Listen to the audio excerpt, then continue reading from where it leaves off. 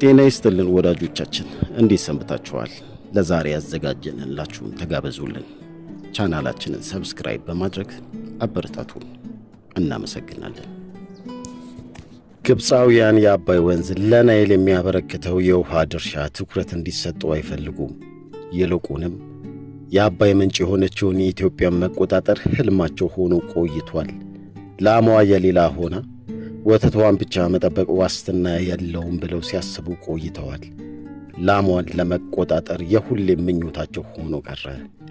የዘመናት የኃይል ፍላጎታቸውን እውን ሊሆን ባይችልም ለዘመናት የኢትዮጵያን ፖለቲካዊ መረጋጋት ሲፈታተኑ ኖረዋል። እንዴት ለሚለው የተወሰኑትን አሁን ዘርዘር አድርገን እንመልከታቸው። ሃይማኖትና የአፄ ዮሐንስ ፈተና። አፄ ቴዎድሮስ ከተሰዉ በኋላ የመጡት አፄ ዮሐንስ ተቀብተው ሳይነግሱ ብዙ ቆይተዋል። ምክንያቱም በአፄ ቴዎድሮስ ወይን ቤት በእስር ላይ በሞቱት ግብፃዊ ጳጳስ አባ ሰላማ ምትክ ግብፅ ሌላ ጳጳስ ለመላክ ፈቃደኛ ሳትሆን መቅረቷ ነበር። ኢትዮጵያውያን ነገሥታት የአባይን ውሃ በማቀብ ግብፅን በውሃ እንደሚቀጡ ያስፈራሩ ስለነበር የፈርዖን ልጆችም ኢትዮጵያውያን ነገሥታትን በጳጳስ መቅጣታቸው ነበር። አፄ ዮሐንስ በብዙ ድካምና ገጸ በረከት ግብፃውያን ገዢዎችን አባብለው ከታረቁ በኋላ አትናቴዎስ የሚባሉ ጳጳስ ተላኩላቸው።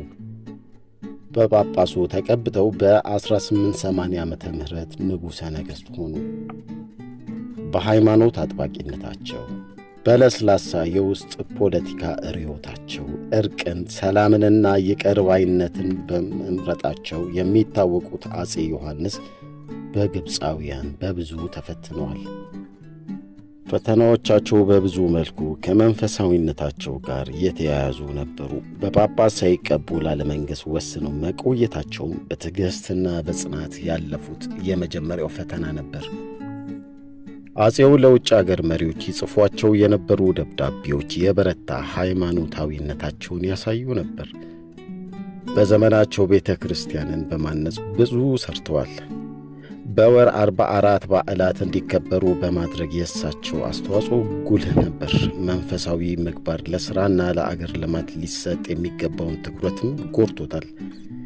ኢትዮጵያ በዚያ ዘመን በልማት መራመድ የሚገባትን ያህል መራመድ ያልቻለችበት አንዱ ምክንያትም ይኸው ነበር። ከሃይማኖት ጋር የተያያዘው የግብጾች ስውር ፖሊሲም ውጤት ነበር። ኢትዮጵያውያን ከሰሩ ያድጋሉ፣ ካደጉ ይፎካከሩናል የሚል ስጋት ግብጾች ነበራቸው።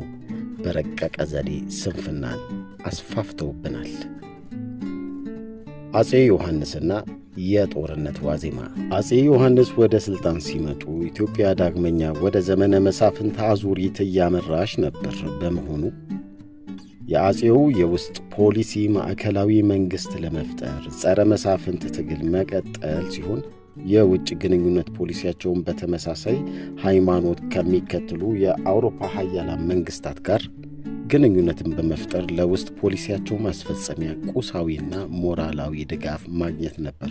ወዳጅ እንደሚሆኗቸው ወዳሰቧቸው ሀገሮች ደብዳቤና ገጸ በረከት እያስያዙ መልእክተኛ በመላክ ዲፕሎማሲያዊ ግንኙነት የማጠናከር ተግባር አከናውነዋል። ግብፅ የኢትዮጵያ የውስጥ የፖለቲካ ክፍፍል ለራሷ ፖለቲካ ዓላማ በመጠቀም የአፄ ዮሐንስ ተቀናቃኝ የነበሩ የውስጥ የፖለቲካ ኃይሎችን በትጥቅ፣ በሐሳብ፣ በሞራል፣ በቁሳቁስ በመደገፍ ሀገሪቱ በፖለቲካ ውጥንቅጥ ውስጥ እንድትገባ ለማድረግ በርትታ ትሠራ ነበር። ለዚህም ስለ ኢትዮጵያ ጠንቅቆ የሚያውቅ ሙዚንገር የሚባል ሰውን ቀጠረች። ሙዚንገር ምጽዋና ከረን ውስጥ ነጋዴ ሆኖ ለረጅም ዓመታት ኖሯል።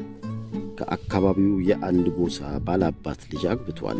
ለንግድ ወደ ሐረር የተመላለሰ አካባቢውን በሚገባ አጥቷል። ብዙ የኢትዮጵያ ብሔረሰቦችንም ቋንቋ ተምሯል።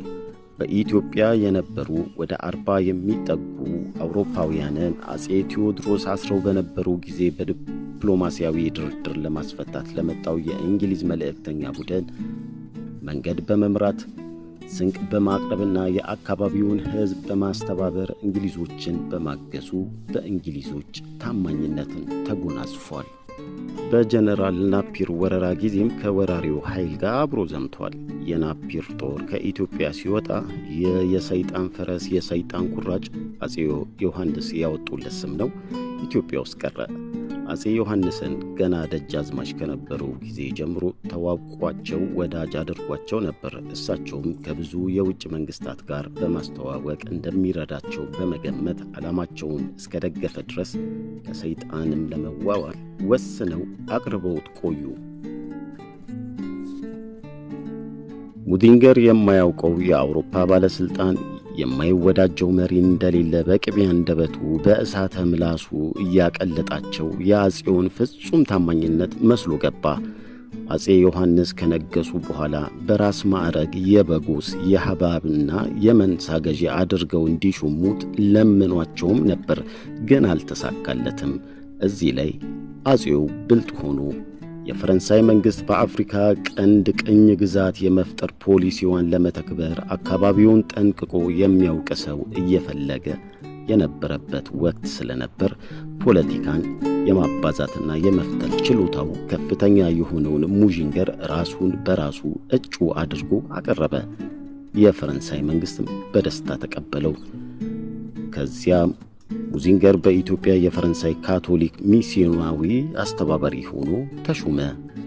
ሚስዮናውያን የወንጌል ሰበካቸውን ችላ እንዲሉና የፈረንሳይ መንግስት ኢትዮጵያ ውስጥ ፍላጎቱን የሚያራምድበትን የፖለቲካ ስትራቴጂ ስልት እንዲያሰላስሉ ያበረታታቸው ጀመር። ከዚህ በኋላ ሙዚንገር የፈረንሳይ መንግስት አጼ ዮሐንስ አንድ አገርና አንድ ሃይማኖት ፖሊሲ የሚከተሉ በመሆናቸው ካቶሊክ ሚስዮናውያንን እየጨቆኑ ስለሆነ ሚስዮናውያንን የሚጠብቅ ወታደር በአስቸኳይ እንዲላክለት ጠየቀ። የፈረንሳይ መንግስት ለጥያቄው የይሁንታ መልስ ሳይሰጠው ቀረ። በዚህ የተበሳጨው ሙዚንገር ከአጼ ዮሐንስም ከፈረንሳይ መንግስትም በመራቅ ለካዲቭ ኢስማኤል ታማኝ ሎሌ ሆነ። ግብጾች ኢትዮጵያን በጦር ኃይል እንዲይዙ ግንባር ቀደም ተዋናይ ሆኖ መስራት ጀመረ። ሌት ተቀን ተጋ። ግብጾች ምጽዋን እንዲይዙ እቅዱን፣ ዝግጅቱንና ስምሪቱን መራ። ለውለታው ካዲቭ የቤይ ማዕረግ ሰጥቶት የምጽዋና የአካባቢው ሀገረ ገዢ አድርጎ ሾመው። ከዚያም የአካባቢው ባህላዊ መሪዎችንና ሹሞችን በገንዘብና በንግግር ችሎታው እያማለለ አጼ ዮሐንስን እንዲከዱና ለግብፅ እንዲያድሩ አባበላቸው። የውስጥ መከፋፈልና የውጭ ጥላት። ግብጾች በ1860ዎቹ በሰሜን ኢትዮጵያ እግሮቻቸውን ተክለው አገር የመከፋፈልና ለጥቅሞቻቸው የሚገዙላቸውን ሁሉ በማማለል ተግባር እየተጉ ነበር። ሙዥንገር ከወሎ ባላባቶችና ከሸዋው ንጉሥ ሚኒሊክ ጋር ገጸ በረከትና ደብዳቤ በመላክ ከመወዳጀት ደርሷል። ተክለ ጻዲቅ መኩሪያ እንደጻፈው ግብፃውያኑ በወቅቱ በኢትዮጵያ ውስጥ በነበረው ሁኔታ የተፈጠሩ ቅራኔዎችንና ልዩነቶችን በመጠቀም የአጼ ዮሐንስ መስተዳደር ከስሩ በመገዝገዝ ለረዥም ዘመናት ሲያልሙ የቆዩትን የአባይን ምንጭ የመቆጣጠር ሕልማቸውን እውን ለማድረግ የማይፈነቅሉት ድንጋይ አልነበረም። በሌላም በኩል አጼ ዮሐንስን ለማዘናጋት የወዳጅነት ደብዳቤ ይጽፉ ነበር። በጊዜው የአጼ ዮሐንስ ተቀናቃኝ የዘውድ ፖለቲካ ተፎካካሪ የነበሩት የሸዋው ንጉሥ ሚኒሊክና የጎጃሙ ንጉሥ ተክለ ሃይማኖት ሴራ የንጉሠ ነገሥቱ ፈተና ነበር። ሚኒሊክ በሸዋ ንጉሠ ነገሥት ነኝ ይሉ ነበር። አጼ ዮሐንስ በአድዋ ንጉሠ ነገሥት ሆነው ተቀብተዋል። አጼ ተክለ ሃይማኖትም በጎጃም። ሚኒሊክና ተክለ ሃይማኖት በደግ የማይተያዩ ቢሆንም ባህሩ ዘውዴ እንደጻፉት የጠላቴ ጠላት ወዳጄ በሚል እሳቤ በ1880 ይቅር ለእግዚአብሔር ተባብለው በንጉሠ ነገሥቱ ላይ የአመፅ ግንባር ፈጠሩ። ወቅቱ ኢትዮጵያ 3 አጼዎች የነበሩባትና አንዱ የሌላውን አጼነት የማይቀበልበት ጊዜ ነበር። በመሆኑም አጼ ሚኒሊክና አጼ ተክለ ሃይማኖት አጼ ዮሐንስ በጋራ ለመመከት ተዋዋሉ። ግብጾች ይህንን የውስጥ ክፍፍል ለራሳቸው ዓላማ ለመጠቀም ሲሉ ከሚኒሊክ የወገኑ መስለው ቀረቡ። የግብፁ ከኤዲቭ ሚኒሊክን እንደሚደግፍና ንጉሡ የሚጠይቁትን ሁሉ ለመፈጸም ደስተኛ እንደሆነ የግብጾች መልእክተኛ ሲነግራቸው ተደሰቱ። መልእክተኛው ጋር ብዙ ተጨዋውተው የመጣላቸውን ገጸ በረከት አመስግነው ተቀበሉ። በኢትዮጵያ ልማትና ስነ ጥበብን ለማስፋፋት ምኞት እንዳላቸው የሚገልጽና ምክር የሚጠይቅ ደብዳቤ ከገጸ በረከት ጋር ለኬዲቪ ኢስማኤል ላኩ። ወዲያውኑም ኬዲቪ ኢስማኤል መልስ ሰጠ። ነገር ግን የመልስ ደብዳቤው በስህተት ከምጽዋ ለአጼ ዮሐንስ ደረሰ። አጼ ዮሐንስም በግብጾች የተያዘባቸው የቦጎስ የጊንዳና የመንሳ ግዛቶች ጉዳይ ምንም ሳያነሱ ከግብጾች ጋር እንደሚስማሙ መልስ ሰጡ። ይህም በግብጾች ዘንድ የፖለቲካ ብዥታን ፈጠረ። ሆኖም ግን ይህን ግንኙነት ግብጽ አጼ ዮሐንስን ለመውጋት ያላትን ፖሊሲዋን አላስቀየረውም። በ1883 አጼ ሚኒሊክ ለኬዲቪ ኢስማኤል በላኩት ደብዳቤ በኢትዮጵያና በግብጽ መካከል የተጀመረው በጎ ግንኙነት ዘላቂ እንዲሆን ያላቸውን ምኞት የሚገልጽ ሆኖ በመልእክተኛቸው በራስ ብሩ አማካኝነት በሁለቱ ሀገሮች መካከል ወዳጅነትና የንግድ ውል እንዲፈረም ጠየቁ። እንደገና ቦጎስ የሚባል አርመናዊ የኬዲቭ ባለሟል አማካኝነት ሌላ ተጨማሪ ደብዳቤ ልከው አንድ ጳጳስ ለሸዋ እንዲላክላቸው ጥያቄ ያቀረቡ። ባህሩ እንደጻፈው ኬዲቪ ኢስማኤል በምላሹ የአጼ ምኒልክን ፍላጎት እንደሚያሟላና ጳጳስም እንደሚልክ ገልጾ ለግዛታቸው ደህንነት ማስጠበቂያ የሚሆን 500 ጠበንጃ፣ 1 መድፍና ባዙቃ መላኩን ገልጾላቸዋል። በግብጽና በሸዋው ሚኒሊክ መካከል በተፈጠረው መቀራረብና መወዳጀት ምክንያት የግብፁ ኬዲቪ ኢስማኤል አጼ ሚኒሊክ ከሱ ጋር በመወገን አጼ ዮሐንስን እንዲወጉ ፍላጎት ስለነበረው ነው። የግብጽ መንግስት ኢትዮጵያን በቀኝ ለመያዝ ምንም አይነት ፍላጎት እንደሌለው በመግለጽ ነገር ግን አጼ ዮሐንስን አስወግዶ ሚኒሊክን ለማንገዝ እንደሚፈልግ ደብዳቤና ገጸ በረከት እየላከ ያግባባ ነበር።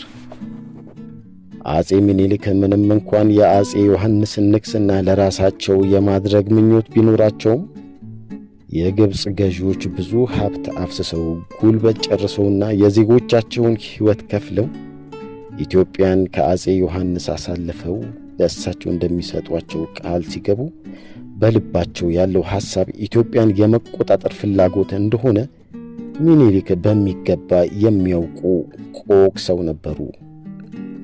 የግብጾች ፍላጎት መንታ ነበር። ይኸውም ከአጼ ዮሐንስ መወገድ በኋላ ቀኝ ኢትዮጵያን ወይንም በግብጽ ሞግዚትነት የምትገዛ ኢትዮጵያን ለመፍጠር ነበር። ራሳቸውን በቱርክ ሞግዚትነት ስር በነበሩበት አይነት ሚኒሊክ ይህ እንዲሆን ስላልፈለጉ ለኢስማኤል ፓሻ የግብፃውያኑን ወዳጅነት እንደማይጠቅማቸውና እንዲያውም የእነሱ ወረራ እንደሚያሳስባቸው የሚገልጽ ደብዳቤ ላኩ። ከዚህ በኋላ ከግብጽ ጋር ያለው ግንኙነትም ይበልጥ በስጋትና በጥርጣሬ ላይ የተመሰረተ ሆነ።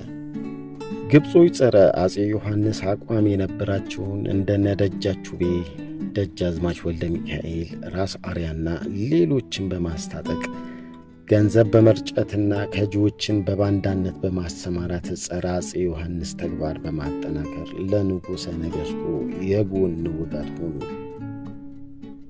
አጼ ዮሐንስ መንግሥት ከውስጥም ከውጭም እጅ ከጓንት ሆነው በተነሱ ጠላቶች ተወጠረ። ከሃዲውና የውስጥ ቦርባሪው ሁሉ የጦር መሳሪያ ለማግኘት ሲል የሀገርን ምስጢር የሚሸጥ ሆነ። ከዚህ አጠቃላይ የውስጥ ፖለቲካ ሁኔታ የተነሳ ግብጾች የአጼ ዮሐንስ መንግሥት እጅግ የተዳከመና በቀላሉ የሚወርቅ አድርገው በመገመት በእጅ አዙር ከመውጋት ይልቅ በቀጥታ መውረርን መረጡ።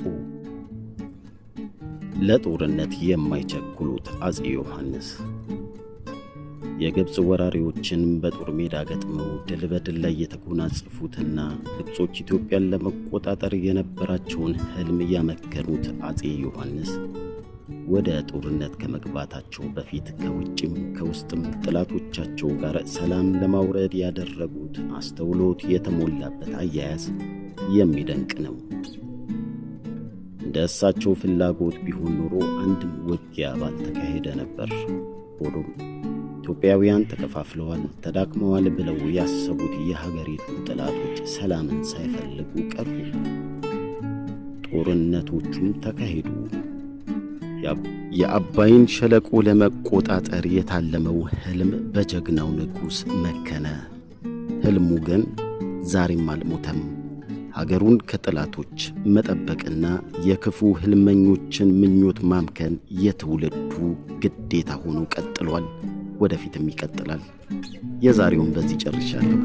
የሳምንት ሰው ይበለን።